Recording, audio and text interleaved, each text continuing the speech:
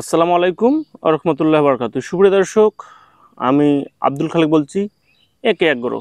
সুপ্রিয় দর্শক, আপনারা যেটা দেখতেছেন এটা হলো বেগুনের চারা, যারটা হচ্ছে পালপল কিং।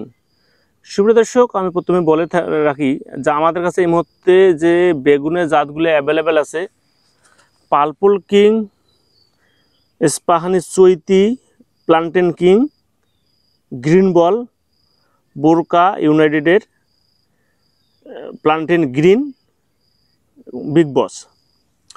সুপ্রিয় দর্শক, আমরা যারা বেগুন শীতকালে যারা বেগুন লাগানোর কথা ভাবতেছি তারা অবশ্যই আমাদের একে একজনের সাথে যোগাযোগ করব। আমাদের কাছে এই মুহূর্তে 100% শিকড়যুক্ত, হেলদি এবং ডেলিভারিযোগ্য প্রিমিয়াম কোয়ালিটির চাগুলো আমাদের কাছে মজুদ আছে।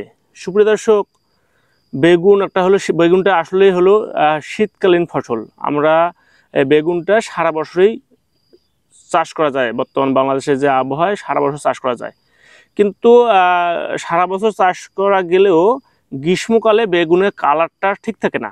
অনেক সময় কালারটা ব্যতিক্রম হয়ে যায়, আর্মি কালার হয়ে যায়, বেগুনটা ছোট বড় হয়ে যায়, কালারের মনে করেন যে জাম কালার থাকা কথা পালপল কালারটা চেঞ্জ হয়ে যায়। অনেকে মনে করে যে ভাই বেগুনের তোমার কালার চেঞ্জ হয়ে যাচ্ছে, কেন এরকম হলো? সুপ্রিয় দর্শক, আমি বলে থাকি যে বেগুনটা আসলে মূলত হলো এই সময়ে চাষাবাদের জন্য, এই সময় রোপণ করলে শীতের সময় বেগুনটা আসবে। বেগুনটা আসলে শীতের জন্য উপযুক্ত। তো যাতে আপনারা বেগুনটা শীতকালে চাষাবাদ করেন তাহলে এই আপনার আর্মি কালার হবে না এবং বিভিন্ন কালার চেঞ্জ হয়ে যাবে না এবং গাছে সমস্যা হবে না। তা সুপ্রিয় দর্শক, সেই জন্য এটা আমি অনেকে বলে থাকি, কেন অনেকে মনে করে যে না, এটা মনে করেন যে হয়তো চারার সমস্যা বা সেই জন্য মনে হয় এরকম হচ্ছে বা জাতের সমস্যা।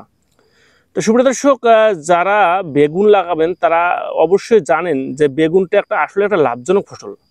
সুপ্রিয় দর্শক, আমরা অনেকেই একটা ভুল করে থাকি যে বেগুনটা হলো প্রতি শতাংশ মাটিতে 55 থেকে 65 সর্বোচ্চ চারা লাগাইতে হয়। এক কথা হলো বেগুনের লাইন থেকে লাইন এবং গাছ থেকে গাছ 3 ফিটে রাখতে হয়। এবং এই জন্য যে 3 ফিট রাখবেন, যে গাছের প্রচুর ডালপালা হয়, যদি ডালপালা হয়ে মনে করেন তাহলে মনে করেন যে যদি ঘন করে লাগালে ডালপালা যদি বেশি হয়ে যায়, গাছের গোড়া পচা রোগ আসে, ডাল কাণ্ড পচা রোগ আসে, ফল পচা রোগ আসে, বিভিন্ন সমস্যাগুলা দেখা দেয়। তো সুপ্রিয় দর্শক, আমরা অবশ্যই বেড আকৃতিতে এবং মালচিং দিয়ে সুপ্রিয় দর্শক যদি বেগুন চাষাবাদ করা যায় তাহলে আরও একটা বড় একটা লাভের সম্মুখীন থাকে। উৎপাদনের ক্ষেত্রে 25 থেকে 30% খরচ ফলন বৃদ্ধি পাবে এবং খরচের দিক থেকে 25 থেকে 30% খরচ কমে যাবে। এই জন্য যে সুপ্রিয় দর্শক, বেগুনে আপনার মনে করেন যে চাষাবাদে প্রচুর জমিতে আগাছা হয়, আগাছা নিড়ানির ক্ষেত্রে সে তাহলে আপনারা অনেকটা এখান থেকে স্যাক্রিফাইস হয়ে যাবে, খরচটা অনেকটা কমে যাবে এবং বারবার নিড়ানি না দেওয়ার কারণে জমি গাছের গোড়াটাও ঠিক থাকবে এবং সারের যে ব্যবস্থাপনাটা, সারের যে ঘাটতিটা ঠিক থাকবে। তো সুপ্রিয় দর্শক, আমি সবসময় একটা কথা বলে থাকি যে আমরা অনেকে একটা যে ভুল করে থাকি, জমিতে হিউজ আকারে লিটার ইউজ করা। সুপ্রিয় দর্শক, অবশ্যই আপনার সবজির ক্ষেত্রে এরকম লিটার ইউজ করা যাবে না। যদি লিটার ইউজ করে গেলে গাছের যখন ফল আসবে সেই সময় আপনার অনেকটা মরক রোগটা চলে আসে, ঢলা পড়া রোগটা চলে আসে। তখন আপনারা যত ওষুধ দেন না কেন এই যে ঢলে পড়া রোগটা রোধ করতে পারবেন না। সুপ্রিয় দর্শক, আর একটা জিনিস যে বেগুনের যে আমরা যে খুঁটিটা ব্যবহার করি, অবশ্যই খুঁটিটা মজবুত এবং শক্তিশালী দিতে হবে। এই জন্য যে আপনার খুঁটিটা একটু বড় কি করবেন, আপনার বেগুন চাষাবাদের পরে এই খুঁটিটা যেন অন্য সময় অন্য একটা ফসলে ইউজ করা যায়, বেগুন বা মরিচে। আমরা অনেকে বলে করে কি যে খুঁটিটা ছোট করে করি, এটা না। আপনার খুঁটিটা আপনার যে হিসেবে আছে কমপক্ষে আপনি হাফ ফিট বেশি করবেন, কারণ গোড়াটা পচে গেলে খুঁটিটা মানে চেঞ্জ করে দেবেন, ঘোরায় দেবেন, তাহলে আপনার লসের সম্মুখীনটা অনেকটা কমে যাবে।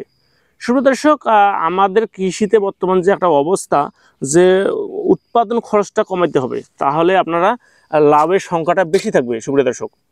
এবং যদি উৎপাদন খরচ কমাতে না পারলে আপনার মনে করেন যে লসের সংখ্যাটা বেড়ে যাবে। তো সুপ্রিয় দর্শক, আপনারা অবশ্যই খুঁটি যে এটা খুব ভালোভাবে তত্ত্বাবধান করবেন।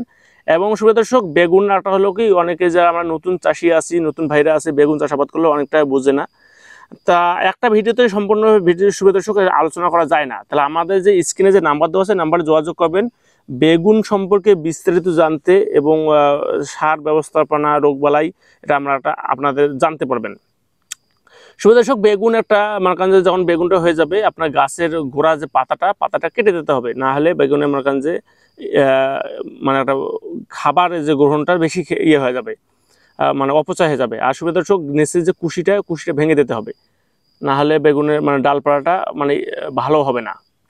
তা সুপ্রিয় দর্শক, যারা আমরা বেগুন লাগানোর কথা ভাবতেছি, যে বেগুন লাগানোর চিন্তা ভাবনা করতেছি, তারা অবশ্যই আমাদের একে একজনের সাথে যোগাযোগ করব। আমরা বাদযোগে সারা বাংলাদেশ সুনাম সহিত চারাগুলা ডেলিভারি করে থাকি।